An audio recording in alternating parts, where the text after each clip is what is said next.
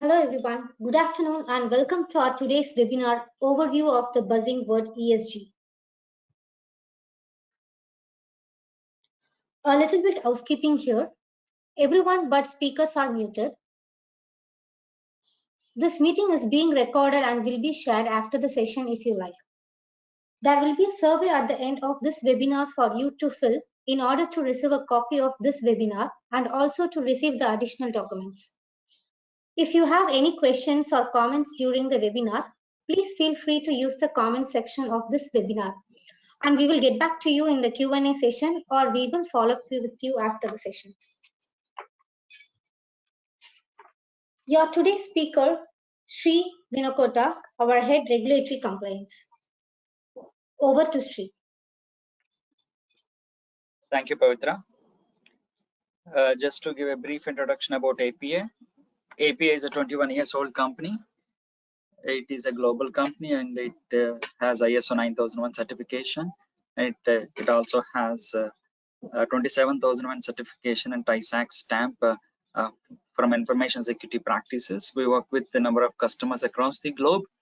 As a company, we have four divisions. One is compliance, engineering, sourcing, and software. In compliance, where the webinar is talking about now, we have software and we have services, and we take up the complete turnkey solutions. Next slide.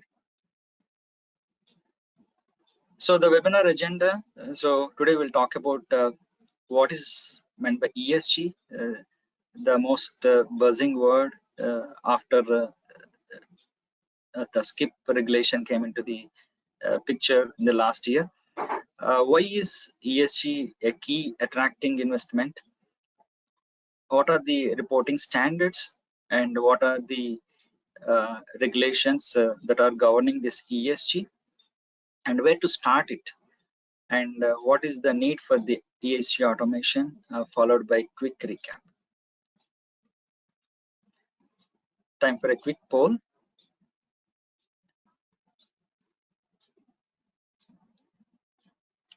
How are you managing to comply with your regulations?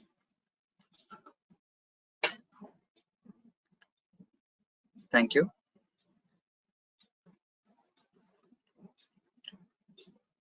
So let's talk about the first topic. What is ESG? Excuse me. Next slide. So ESG, the name suggests environmental social governance. So it's all about making a difference for the business and the world. It's all about creating sustained outcomes that drive value and fuel growth while strengthening the environment and societies. So according to Wikipedia, environmental, social, and corporate governance, ESG, is an approach to evaluate the extent to which a corporation works on behalf of social goals that go beyond the role of corporation to maximize profits on behalf of the corporation shareholders. It also represents risks and opportunities that will impact a company's ability to create a long-term value using sustainable concepts at its core, including the climate change, resource scarcity, safety issues, data security, board diversity, and tax transparency. Next slide. So CSR versus ESG.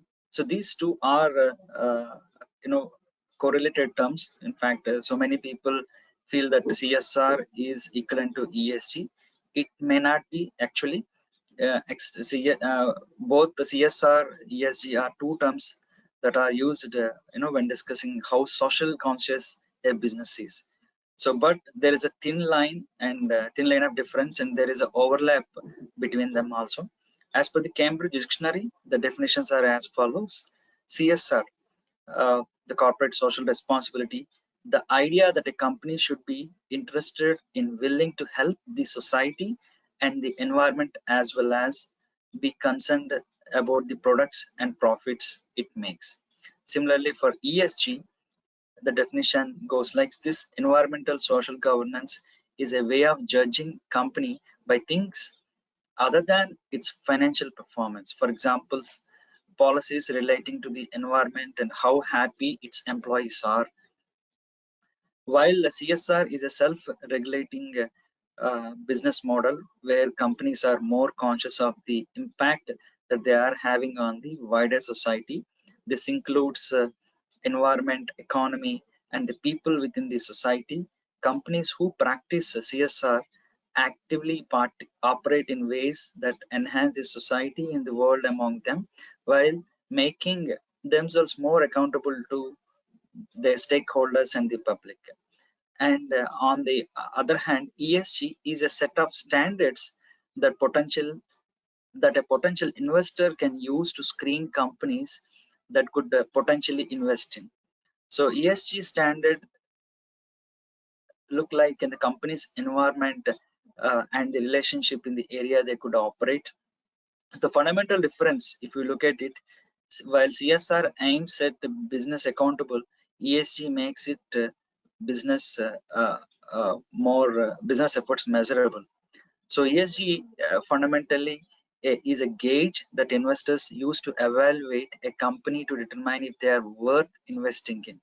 So practically speaking, when there are scores that would be given to every company based on the ESG efforts, and if an investor would like to invest on a company, they will also look at the ESG score and take informed decisions.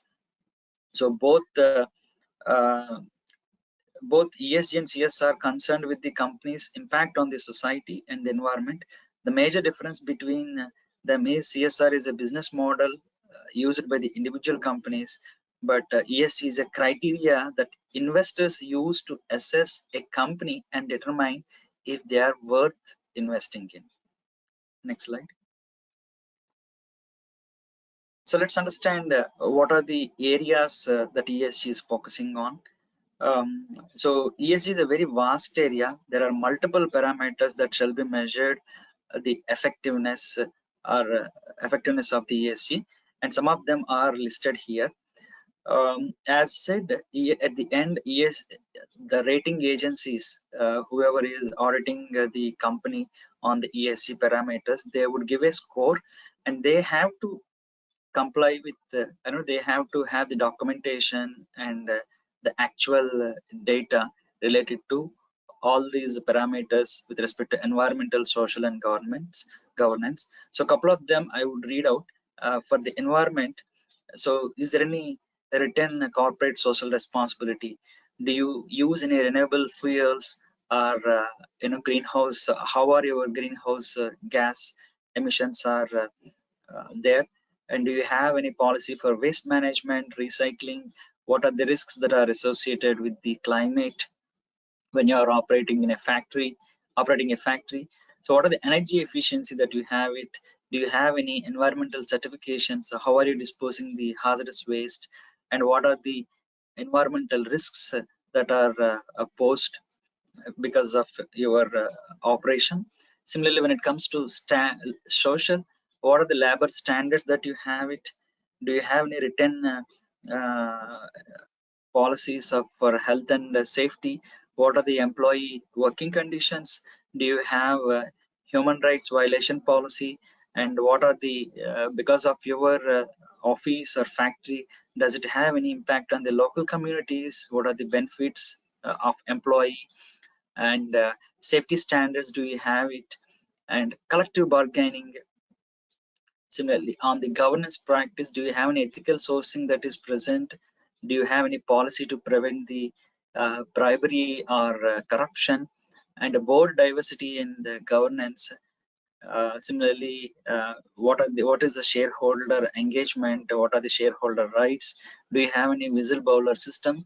These are some of the parameters which are used to measure the effectiveness of the ESG. There are many other parameters. Some are given here.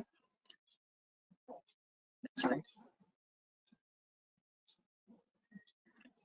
So now we will understand why ESG is a key to attracting investment. So as said, ESG is all about a particular score that you get it.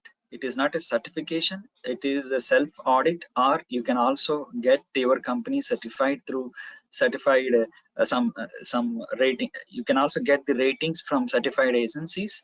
So based on which the investors can decide, yeah, whether you have the sustainable practices, so that investors would be interested in investing you. How it has started, we will understand. So it's all because of the Copenhagen, that is COP26 effect. The US and EU have pledged to reduce the uh, you know methane emissions or GHG emissions by 30% by 2030. And as you know that EU has recently proposed to be a carbon neutral by 2050 as well. So this particular pledge will filter down to as a regulation to different companies. So now organization need to be prepared for the above, uh, you know uh, that can affect the financial planning to the business models. So organizations with a strong ESG performance have demonstrated higher returns on the investment, and lower risks and better resiliency during the crisis, such as COVID even. It also increases the pressure on the companies to adopt ESG practices from consumers as well as the investors. Next slide. So a couple of other points. ESG criteria is used to screen investment based on corporate policies to encourage companies to act responsibly. Many mutual funds, brokerage firms, and robo-advisors now offer investment products that employ ESG criteria. This is something newly that is happening from last 3-4 years. If your company has got a good ESG score, there are high chances that your shares can be purchased, your company shares can be purchased by good brokerage companies, or the investors who are looking at sustainable investment. Similarly, ESG criteria can also help investors to avoid losses when the companies are engaged in the risky or unethical practices are held accountable. We may have seen some incidents related to oil spill, Gulf oil spill in 2010, and similarly the Volkswagen emission problem. The rapid growth of ESG investment funds in the recent years had led to claims that companies have been misleading or touting their ESG accomplishments. Next slide. So fundamentally, ESG investors seek to ensure that the companies they are fund are responsible stewards of environment, good corporate citizens, and are led by accountable managers. So the environmental criteria may include climate policies, how a fund manager or investor look at the criteria.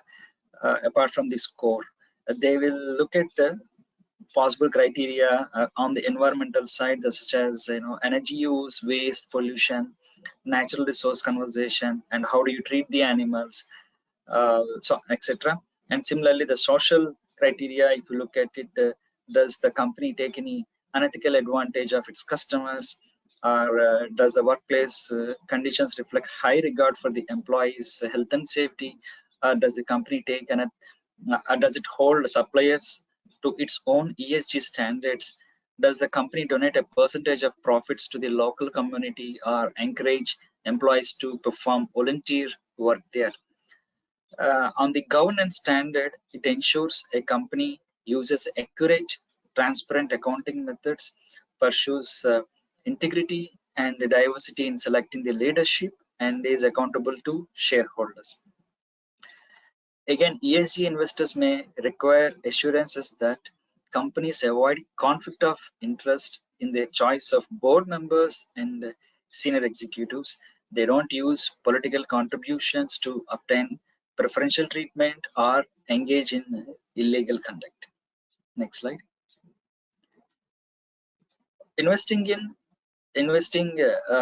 on ESG focus has captured attention of more and more investors and the fund managers in the recent years. Especially the 2021 was marked as a major milestone for this strategy, declaring 2021 to be the year of ESG investors. The Reuters has reported. As on, if you look at the table, there are $649 billion of fund that is there on the ESG funds alone. Based on the ESG performance, the investors have invested in 649 in 2021, and similarly, 2019 it is 285. It has gone. It has almost doubled it in 2020, and in 2021 it is 649, the record high. So if you look at as a statistics from Refinitiv Lipper, 10% of the assets invested in the funds worldwide are now ESG funds. Next slide. So, so far we have seen, you know, how is ESG an important metrics to attract investment. So, in order to participate in the journey of ESG, there should be a lot of documentation, and that one need to follow. The documentation doesn't come on its own. There are certain guidelines that are present. So we will go through those guidelines, that is ESG reporting standards and frameworks. Next slide. As we understand, ESG is a standard that potential investor use to screen companies that they could potentially invest in. So how to make a company start the journey with the ESG? Do we have any guidelines? Yes, of course there are guidelines. So for example, if you look at it, there are guidelines like GRI, TCFD, SASB, VRF, CDP, CDSP, IIRC, IFRS, and EFRAG. And these are the guidelines. But however, the most famous ones are GRI, TCFD, and SASB. So fundamentally, these ESG standards and frameworks allow companies to disclose the standardized information.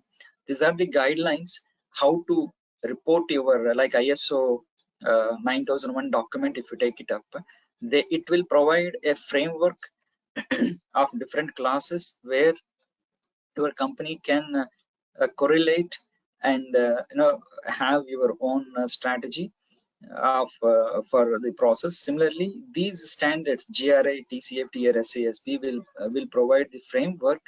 So companies need to identify what are the topics and metrics that are related to your core strategy, and that will create a long-term value in creating the to help prioritize the channel efforts. So this will help in leveraging the established frameworks and standards and engage the stakeholders to get their proper input.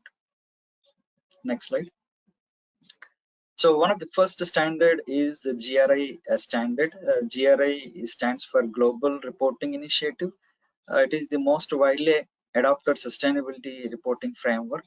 Since the publication of GRI standards in 2016, which was a quite matured one, many companies have moved towards GRI standards. The last version, the recent version was on 2021 October. It has got 34 supplemental topic standards, for example, procurement practices, emissions, customer privacy, etc. It is also developing certain industry specific standards. So far, there are two standards which are published. One is for oil and gas, another one is for the coal industry. So when it comes to the standards, there are two types of clauses which are there. One is mandatory clauses, another one is optional clauses. So it is up to the company to choose whether you wanted to choose complete universal standards that includes voluntary, or just only a selected standards which are mandatory. Either one you can choose. Next slide. The next standard is TCFD. That is nothing but a task force on climate related financial disclosure. This is another popular standard and recommendation that is designed to apply across different industries, organizations, and the different geographies. uh, this has four pillars fundamentally when it is drafted: governance, strategy, risk management, metrics, and targets. These are the four pillars while writing the standard. TCFD principles are based on the climate related. It is more inclined towards climate related financial disclosures. That is the reason GRI is most popular, which encompasses all parameters, whereas TCFD is more oriented towards climate related financial disclosures. Slide.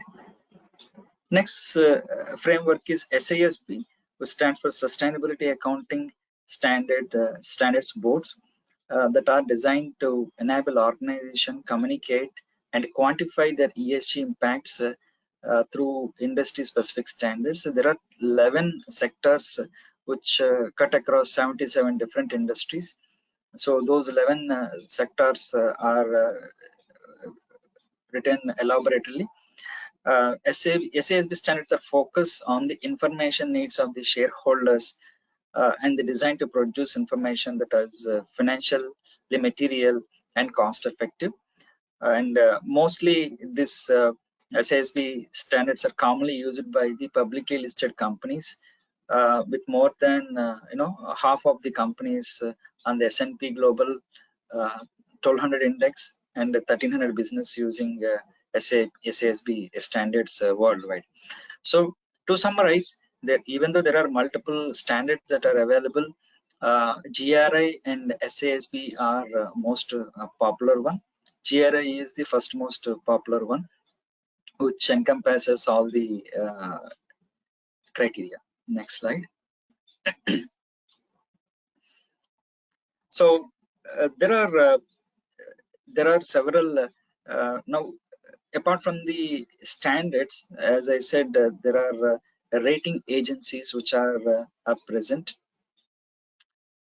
Depending on how you perform, there are several rating agencies that are going to give, like an ISO certification. You can get it from TUV or NOD or different agencies where they will give you the certification. In the same way, once you have the ESG, your company starts your ESG journey, it can apply for an external rating.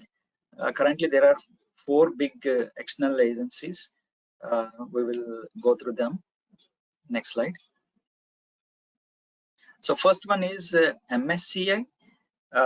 It evaluates 37 key issues that are divided into three pillars. Again, the ESG and 10 themes: the climate change, natural resources, pollution and waste, environmental opportunities, human capital, market, product liability, stakeholder opposition, social opportunities, corporate governance, and corporate behavior.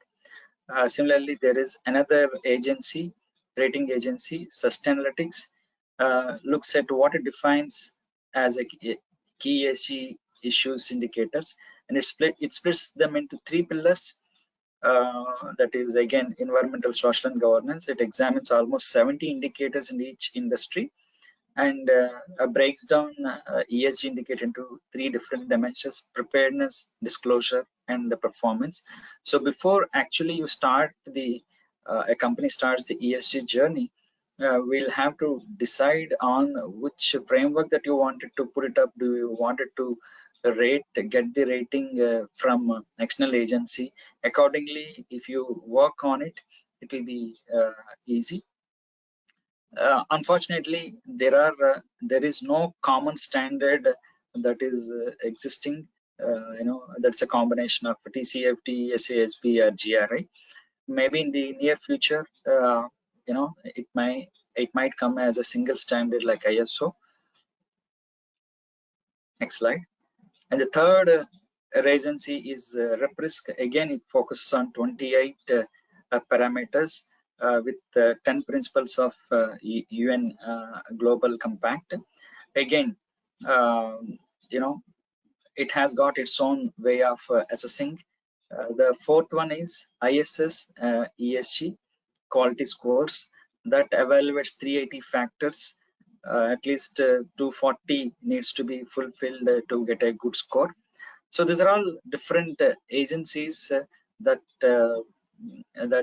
gives you a rating based on the ESG performance that you that based on the standard that you have chosen. Next slide. So now that we understood what is ESG and why is it an attracting investment and what are the frameworks. So far it is a voluntary one. Are there any regulations that are governed to comply with the ESG requirements? That we will see in the subsequent slides. So as on today, ESG is not a regulation. As said, however, it is expected to be a regulation in the coming years. There are several other measures that fall in the purview of ESG. They are where there are regulations. For example, in the environmental sphere, directly, indirectly, we are every company is working towards it.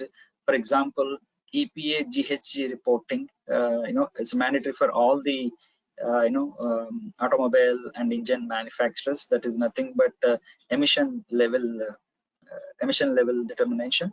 And similarly on the skip, ECA skip, and EU and US conflict minerals regulation, California Prop 65, and the regulation on the REACH, end of life vehicles. So all this talks about the environment. So when a company wanted to list how environmentally responsible they are, they can include all these parameters in their environmental sphere. Similarly, on the social sphere, if you take it up, OECD due diligence, that is again conflict minerals, can also come into this. And there are other regulations which are present across the globe. French duty of vigilance, that is present. The upcoming regulation, such as the German supply chain due diligence act, is also involving both E and S spheres. Next slide. So while France has already implemented French Vigilance Act, it's a semi-ESG regulation, and Germany is implementing it from 2023 as a German Supply Chain Due Diligence Act.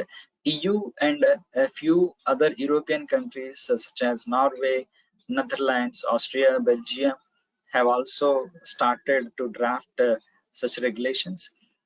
Unfortunately, there is no consolidated regulation yet, but these are all the bits and pieces of regulations that will help you drive the ESG journey. Next slide. This is an extension of several parameters for several other European countries. Next slide. So if you look at US geography, currently it's no such regulation as such. It is a voluntary, but US Stock Exchange Commission has proposed rules requiring climate related disclosure in public filings. It is going to be a law very soon. So that covers GHG emission reporting, environmental risk reporting, and how are the measures that are taken. Exemption from the scope 3 emissions. The scope 3 is nothing but the emissions that you get it from your suppliers, or the emissions that you get it directly from your products that you are procuring. So there is an exemption from scope 3 emissions for smaller reporting companies. There is a size that they would indicate it. While it comes to US, there are several laws and rules, in particular to the federal and state level, comprising risk for civil action as a result of violation of human rights and other international laws or treaties.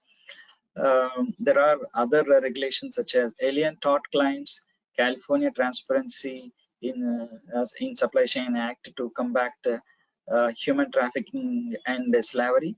In addition to the conflict mineral routes, in which the Stock Exchange Commission listed companies are required to review their supply chain for certain minerals if they originate from the conflict regions for any to address any human right violation.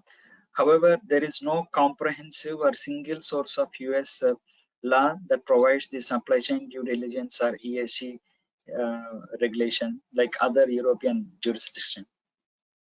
Excuse me. Next slide, please. When it comes to the EU, again, the French due diligence regulation is the only one which is effective now. Again, EU Corporate Sustainability Reporting Directive (CSRD) shall include. It has a proposal to include disclosures on all the three topics, that is environmental, social, governance, for all the large companies and all companies listed on the EU regulated markets, including the US subsidiaries that are located in the EU. So these reporting requirements are expected to be detailed. Again, these are all developed by the agency EFRAG. These rules are likely to be finalized in 2022, effective from January 2023. Excuse me. And a third-party assurance is also expected to be required. It's not only a self-declaration; it is a third-party declaration is also expected. These rules may also apply to the listed small and medium scale enterprises, but there may be certain exemptions that may be present. Even for the non-European companies, where the net turnover of 150 million in the EU, which has at least one subsidiary or branch in the EU, these companies must provide a report on their ESG impact. Next slide. In the UK, the large companies will be required to report the climate risk by 2025. As on today, there is no regulation. Excuse me. How to start the ESG journey? We'll see in the next slide. So there are various methods. We just we proposed some 6 steps. That can help starting the ESG journey. So it all starts with a goal setting. What is set the budget and form the core team, which framework that you wanted to follow, and the periodic monitoring, and followed by report and publish. So when it comes to the goal setting, so what is the ESG mean for your organization? So is it really required? Yes, of course it is really required. And what will a successful end results look like? What are the timelines and targets, and what are the challenges that they have? What is the baseline where they are currently and where they would like to benchmark themselves with the standard companies in the market? And similarly, everything, it's not that it is not a burden, it is going to be an investment on their company, which will have return on the investment, definitely. In such cases, what is the cost and what are the return on investment analysis? So that can be benchmarked with a certain your own industry competitors, and see how they are faring up, and what is their stock price and what is your stock price. That can be taken as a benchmark. What are the revenue savings that can be recognized, especially on the Energy Star ratings? While the E on the environment talks about how environmental friendly are you, you might have received a lot of, at least a few of the requirements or surveys from your customers asking, are you using any, carbon neutral energy, or do you have any LEED certified buildings, or what is your energy savings, etc. those are the potential savings, potential direct savings when a company starts their ESG journey. And whom can we attract for investment, that also need to be discussed in the second parameter. And the core team for any successful journey, we need to have a core team. Who is the overall champion? We need to have the representatives from stakeholders from different departments. What is the core team that is focusing on sustainability? And if you need any external consultants, you deploy them. Similarly, what is a framework, which is very important? Whether it is a GRI framework or a CSB or a TCFD, depending on the type of industry that you are working, you can choose to choose the framework. And you can also choose the classes. It's not that all the classes that you have to uh, follow. There are certain mandatory classes, there are certain voluntary classes. Which mandatory classes that you wanted to include, and you wanted to include any some of the voluntary classes.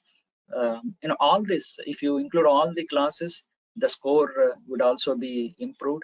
You may have seen received some kind of surveys from your customers, filling asking several environmental, social, and governance related questions, and finally you would get a score.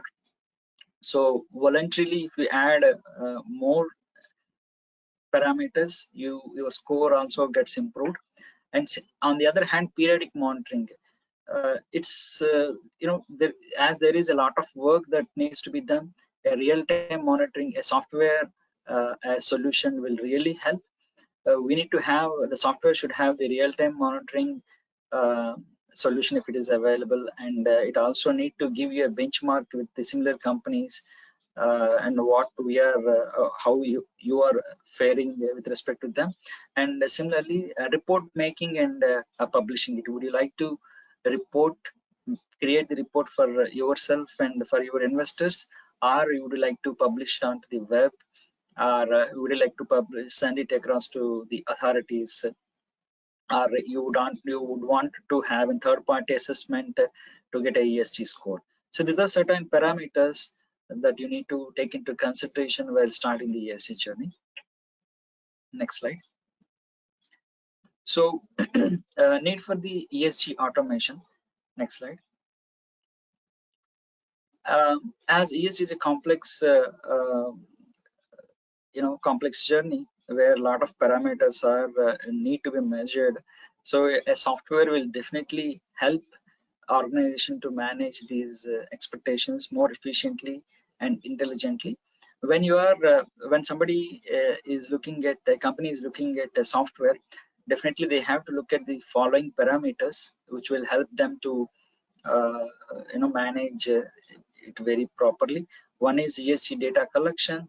How do you collect the data from your suppliers, or ESG data management and reporting capabilities.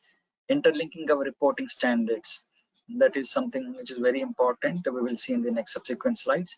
And reporting from supply chain, and risk management from supply chain by using artificial intelligence techniques. And the consultant, is your consultant capable of supporting you in the need? Next slide. So the first one, as said, ESG data collection, data management, and reporting capabilities. So certain parameters that you need to really look into is, can the data be captured across different geography locations, data sources, and stakeholders?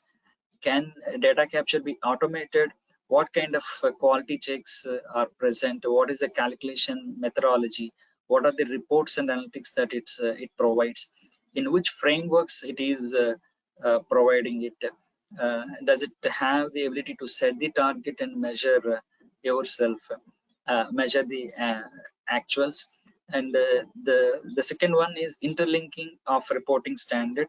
So this is very important, because certain of your customers or investors, whomever you wanted to invest, so or even you wanted to publish. Suppose if you wanted to publish as per in the US, if your company is listed in the stock exchange, US stock exchange, as well as EU stock exchange, then they may ask, their first preference may be ERI, GRI, or SASP. So if you draft the report in one standard, the report would automatically be translated into other standard. So the class of carbon neutrality or GHG emissions, for example, class number 100 in GRI is equivalent to class number 112 in SASP. So likewise, there is an interrelation should be present so that you can create multiple reports. Next slide. So reporting from the supply chain, apart from the report, directly, you also need to get a lot of details from supply chain. You have the software has the supplier surveyability. Does it contain the standard questionnaire? Does it have additional modules such as conflict minerals or anti-bribery or etc.? So can supplier risks be automated, and what are the reports and analytics? This is the fourth point is very interesting. So it's not that always you all the risks in most of the in all the supply cases, the company depends on its supply chain for any raw materials. If your supplier commits a mistake, you may penalize them with a penalty, but ultimately you would be penalized by your customer and the government for it. So as a proactive measure, you need to monitor the news that is coming out of your supplier in your supply chain. For example, if you through the artificial intelligence, we can and through these trusted sources like a Google alerts or through the artificial intelligence techniques, you can get a news that so and so supplier has violated anti-bribery policy, has used the child labor in their procurement, in their supply, in their manufacturing plant. So such news would be automatically be reaching you or not. That is another way of mitigating the supply chain risk. Next slide. So time for a quick poll.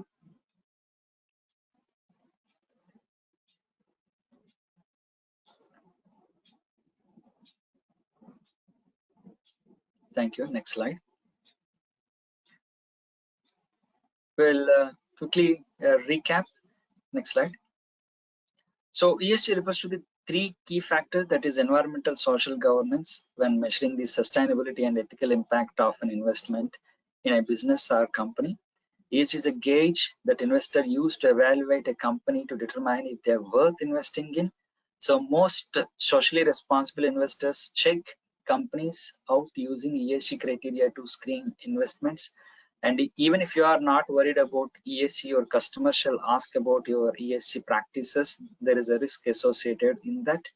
And of course, you have to choose a right ESG solution provider. Next slide. Just to give a quick recap about APA, we have many softwares and software solutions that help customers. So one among them, some of them are conflict minerals, IMDS.